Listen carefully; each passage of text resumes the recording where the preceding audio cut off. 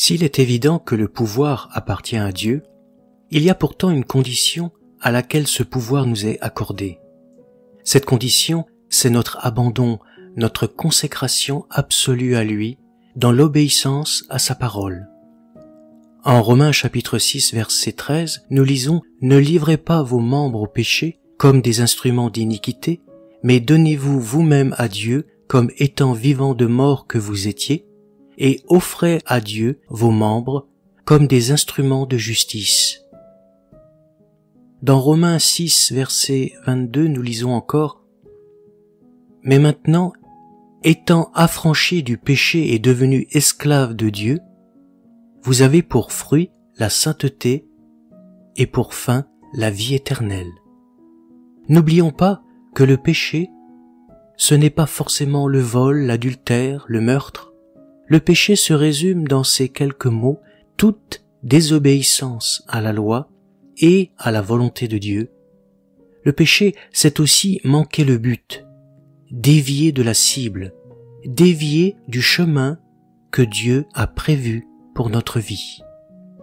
Le grand secret de la manifestation de la sainteté du Seigneur dans nos vies se trouve dans ces paroles. Donnez-vous vous-même à Dieu, devenus esclaves de Dieu. Pas seulement lors de notre conversion, mais tous les jours de notre vie. Tout le secret se trouve dans ces mots. Vous ne vous appartenez plus à vous-même, alors renoncez à votre vie et mettez-vous volontairement à la disposition de Dieu.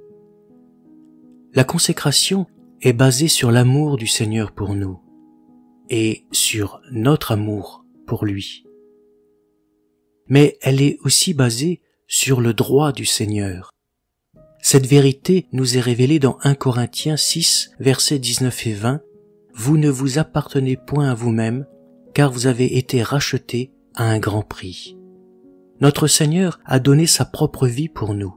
Il est même devenu la rançon pour nous racheter à lui. Nous sommes ceux qui ont été rachetés par le Seigneur.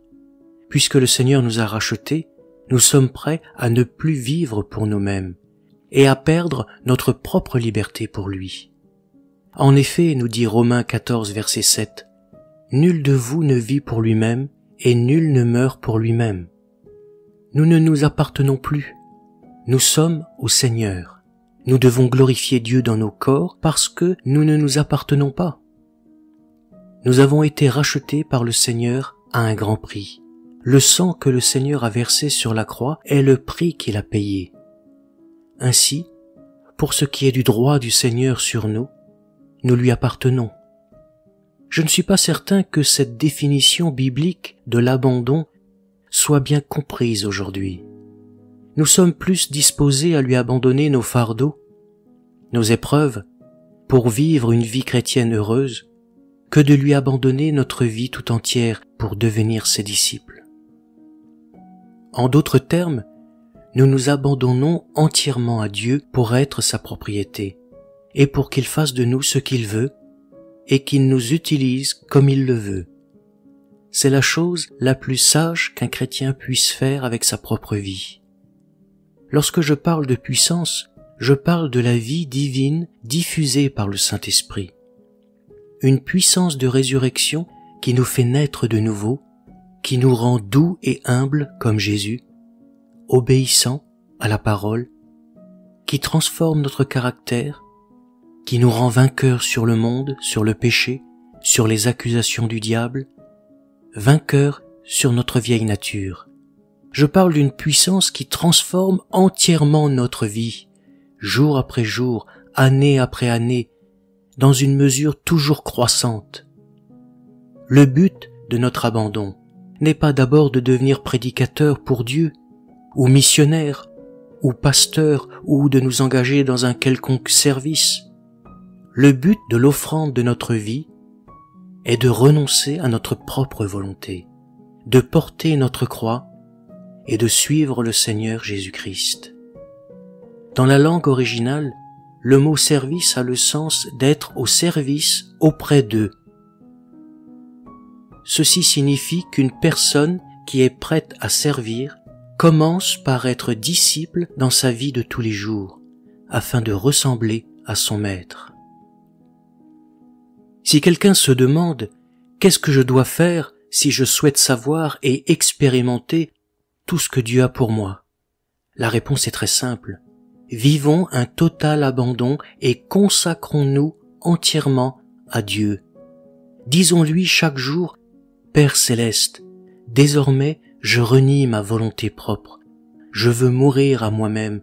Je veux te suivre et accepter ton règne sur ma vie. Que ta volonté soit faite en moi, à travers moi, en toutes choses. Je me remets sans réserve entre tes mains. Maintenant, fais de moi exactement ce que tu veux par ton Esprit Saint. Je suis à toi, Seigneur. J'ai été racheté par toi et pour toi. Auparavant, j'étais sous ta table, espérant manger quelques miettes de pain qui pourraient tomber. Mais à partir d'aujourd'hui, je veux te servir. Alors accepte ma vie par ta grâce.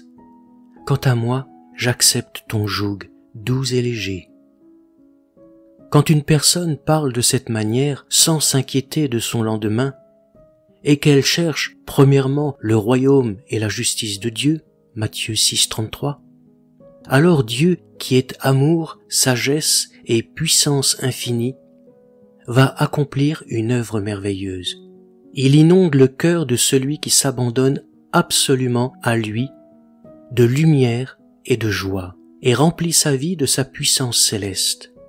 L'abandon absolu à Dieu est le secret pour expérimenter les vertus du Christ. Regardons maintenant quelques-unes des choses qui sont clairement nommées dans la Bible comme provenant de l'abandon absolu. Jean chapitre 7 verset 17 nous dit « Si quelqu'un veut faire sa volonté, c'est-à-dire la volonté de Dieu, il connaîtra l'enseignement. » Ce qui revient à dire que la connaissance de la vérité apparaît avec l'abandon à Dieu de notre propre volonté.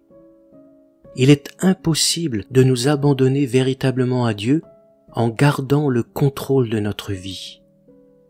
Rien n'éclairera autant notre vision spirituelle que notre abandon à la volonté de Dieu. 1 Jean 1,5 nous dit « Dieu est lumière et qu'il n'y a point en lui de ténèbres. » L'abandon au Seigneur et à sa parole ouvre nos yeux à sa nature de lumière, et cela par son esprit. Elle nous délivre de nos ténèbres et nous place d'emblée en harmonie avec toute vérité. Rien n'aveugle autant la vision spirituelle que la volonté personnelle ou le péché. J'ai vu pour ma part des questions qui m'ont dérangé pendant des années être résolues en très peu de temps lorsque mon abandon à Dieu s'est trouvé approfondi par sa grâce. Une volonté forte, non abandonnée, est à l'origine de presque toute l'incrédulité du monde. Et cette réalité se découvre également de plus en plus dans l'Église, dans les familles chrétiennes. Si nous sommes remplis de doutes et de questions sans réponse, consacrons-nous davantage et sans réserve à Dieu. Si nous nous enfonçons dans le marécage infect de notre vieille nature, consacrons-nous à Dieu. Si nous essayons de nous frayer un chemin dans notre obscurité, alors là encore, consacrons-nous davantage au Seigneur. Les chrétiens qui ont décidé de fuir la pensée du monde et qui en ont déjà atteint un degré élevé dans ce domaine, découvrent qu'ils ont encore une propre volonté à vaincre, leur propre moi, leur propre caractère. Pour l'empêcher de régner, il doit être conquis et tenu dans une soumission permanente à notre esprit, en sorte que Dieu puisse exercer jour après jour sa parfaite souveraineté dans notre vie. Telle est l'œuvre de la grâce qui coule de la croix, et cette œuvre devra progresser tant que nous demeurerons dans ce corps. Le résultat d'une volonté et d'une vie abandonnée est aussi une puissance dans la prière. Le plus grand secret de la prière qui prévaut est celui que Jean nous rapporte de sa propre expérience. 1 Jean 3 verset 22 nous dit quoi que nous demandions, nous le recevons de lui, parce que nous gardons ses commandements et que nous pratiquons les choses qui sont agréables devant lui. Notez simplement ces paroles merveilleuses. Tout ce que nous demandons, nous le recevons. Réfléchissons à cette parole. Pas une seule prière, grande ou petite, qui n'obtienne ce qui est demandé. Alors notez ensuite la condition. Parce que nous gardons ses commandements et faisons ce qui est agréable devant lui. Une vie dévouée entièrement à chercher la volonté de Dieu nous entraînera dans les réalités spirituelles qui sont agréables à ses yeux.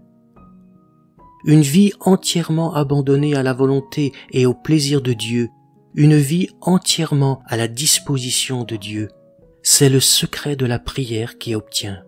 Nous nous demandons souvent pourquoi nous n'obtenons pas ce que nous demandons. Ce n'est pas parce que Jean était apôtre et que nous ne sommes que des chrétiens ordinaires, mais c'est parce qu'il pouvait dire « Je garde ses commandements et je fais les choses qui sont agréables devant lui ». Si nous ne pouvons pas dire cela, c'est que notre volonté propre n'a pas été abandonnée complètement. Nos prières ont alors pour but de nous satisfaire en premier, d'où cette expression de Jacques, chapitre 4, verset 3, « Vous demandez et vous ne recevez pas parce que vous demandez mal, dans le but de satisfaire vos passions. » Il y a beaucoup de chrétiens très perplexes au sujet de leurs prières qui ne semblent jamais atteindre l'oreille de Dieu. Il n'y a pas de mystère à ce sujet. Le problème ne peut venir d'en haut. C'est parce que nous ne remplissons pas la seule grande condition fondamentale qui prévaut, une volonté abandonnée dans une vie abandonnée complètement au Seigneur. C'est lorsque nous recherchons la volonté de Dieu avant toute chose qu'il fait sienne notre volonté. Le psaume 37 au verset 4 nous dit « Fais de l'Éternel tes délices, et il te donnera ce que ton cœur désire. » Jésus dit à son Père, « Pour moi, je savais que tu m'exauces toujours. » Jean 11, 42. Pourquoi une telle parole? Parce que Jésus pouvait dire, « Je suis descendu du ciel, non pas pour faire ma volonté, mais la volonté de celui qui m'a envoyé. » Jean 6, verset 38. Et encore, « Ma nourriture est de faire la volonté de celui qui m'a envoyé. » Verset 34. Le résultat d'une volonté abandonnée est aussi un cœur débordant de joie. Face à l'épreuve terrible et à l'agonie qu'il devait traverser, Jésus dit à ses disciples, « Si vous gardez mes commandements, vous demeurerez dans mon amour. De même que j'ai gardé les commandements de mon Père et que je demeure dans son amour, je vous ai dit ces choses afin que ma joie soit en vous et que votre joie soit parfaite. » Jean 15, versets 10 et 11. Jésus avait trouvé de la joie à garder les commandements de son Père en s'abandonnant complètement à sa volonté. Et maintenant, si ses disciples continuaient dans cette voie, la joie parfaite de Jésus serait en eux. C'est la seule façon de trouver la plénitude de la joie. Un abandon complet et inconditionnel à Dieu. Abandonnez-vous et consacrez-vous à Dieu.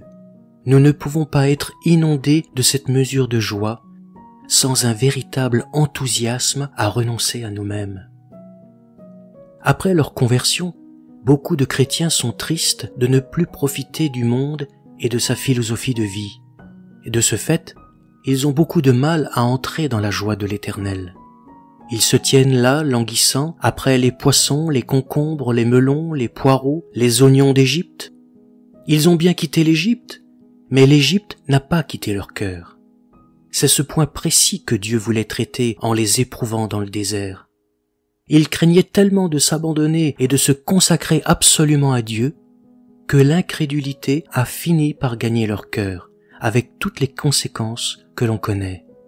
Frères et sœurs, il y a là un réel danger, souvent mis en sourdine par des prédicateurs superficiels. Ne savez-vous pas que l'amour du monde est inimitié contre Dieu? quelle que soit sa forme. Celui donc qui veut être ami du monde, d'une manière ou d'une autre, se rend ennemi de Dieu. Jacques chapitre 4 et verset 4. Il n'y a qu'une seule façon de trouver cette plénitude de joie intérieure, c'est dans une vie vraiment abandonnée, par la grâce de Dieu, et quel que soit le prix.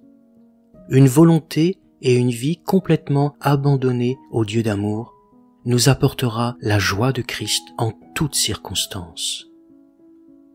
Un autre point encore, le résultat d'une vie abandonnée est aussi source d'une manifestation profonde de Christ à notre cœur. La nuit où Jésus fut livré, il dit à ses disciples, « Celui qui a mes commandements et qui les garde, c'est celui-là qui m'aime. Et celui qui m'aime sera aimé de mon Père, et moi je l'aimerai, et je me manifesterai à lui. » Jean 14, verset 21. Combien la vie de nombreux croyants changerait s'ils comprenaient que s'ils sèment l'abandon de leur vie à Christ, ils récolteraient une grande moisson de la manifestation de Christ. La pleine manifestation de Jésus réside, il est vrai, dans ce futur jour glorieux où le Seigneur lui-même a un signal donné, à la voix d'un archange et au son de la trompette de Dieu, descendra du ciel. 1 Thessaloniciens chapitre 4 verset 16. Mais il existe déjà pour nous aujourd'hui une manifestation puissante de Jésus par le Saint-Esprit. À ceux et celles qui s'obstinent à vouloir garder les commandements de Dieu, Jésus leur garantit une présence et une manifestation certaine de la Trinité. Jean 14, 23 nous le répète, « Nous viendrons à lui et nous ferons notre demeure chez lui. » Et c'est là, lorsque notre volonté se soumet et s'abandonne au Seigneur, dans l'obéissance, que notre vie est transformée de gloire en gloire. Mais si nous semons peu, nous récolterons peu. Jean 20, verset 20 nous dit, « Les disciples furent dans la joie en voyant le Seigneur. » Frères et sœurs, nous sommes nous aussi dans l'allégresse, en voyant le Seigneur. Et plus nous allons lui consacrer nos vies, plus nous le verrons agissant, et plus il se fera connaître.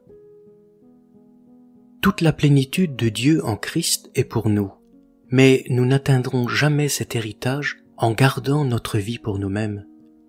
Car celui qui voudra sauver sa vie la perdra, mais celui qui perdra sa vie à cause de moi et de la bonne nouvelle la sauvera. Marc 8, verset 35. Si nous ne nous offrons pas avec lui entièrement, notre vie sera certainement limitée et amoindrie. Et cela est aussi vrai dans le domaine du service. Notre chair aime à nous répéter que si nous voulons dépendre du Seigneur seul, nous connaîtrons des jours de détresse. Mais une vie de complète dépendance de Dieu peut être une bénédiction continuelle à notre cœur. Et c'est dans cette voie que nous faisons presque à chaque pas des découvertes dans l'œuvre du Seigneur. Des découvertes qui nous laissent toujours plus émerveillés. Rappelez-vous qu'un jour, Jésus-Christ a dit à un homme, « Tout est possible à celui qui croit. » Et cet homme s'écria, « Je crois, viens au secours de mon incrédulité. » Marc 9, versets 23 et 24.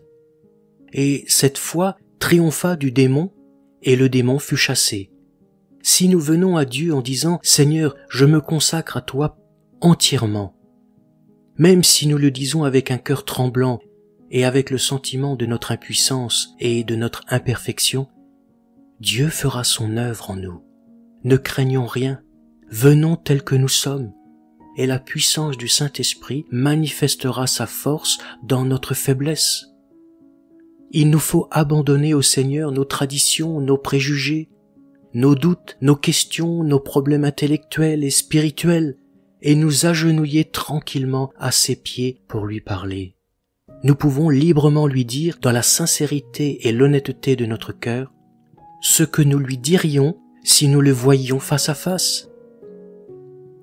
Combien de chrétiens s'efforcent de ressembler à Christ dans telle ou telle chose et oublient le fondement de tout? Quel est ce fondement? Que Christ s'est abandonné entièrement à son Dieu, ainsi que son royaume et sa gloire.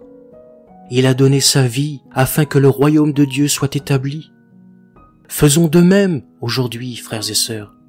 Donnons plus de notre vie à Dieu pour qu'elle soit à chaque instant un sacrifice vivant, et le royaume sera établi par l'Esprit avec puissance dans notre cœur et à travers nos cœurs. Offrons-nous à Christ. Dans 1 Corinthiens, nous lisons que Dieu a confié à Christ le royaume, mais vient un jour où le Christ rendra le royaume au Père, afin que Dieu soit tout.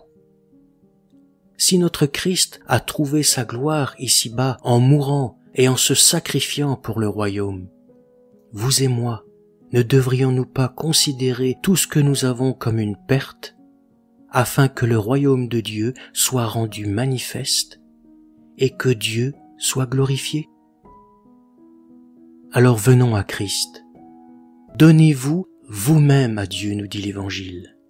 Jetons à ses pieds tous nos droits terrestres, toute notre vie charnelle et égoïste, puis confions-nous en lui chaque jour. Ne nous fatiguons pas à essayer de tout comprendre sur ce sujet. Venons à lui avec la certitude que le Christ viendra en nous avec la puissance de sa mort pour détruire tout ce qui empêche notre abandon total. Et ensuite, Jésus viendra en nous avec la puissance de sa vie pour établir une consécration qui plaît à Dieu. Ainsi, le Saint-Esprit nous donnera Christ tout entier, Christ crucifié et Christ ressuscité, vivant en nous, pour la gloire de notre Père.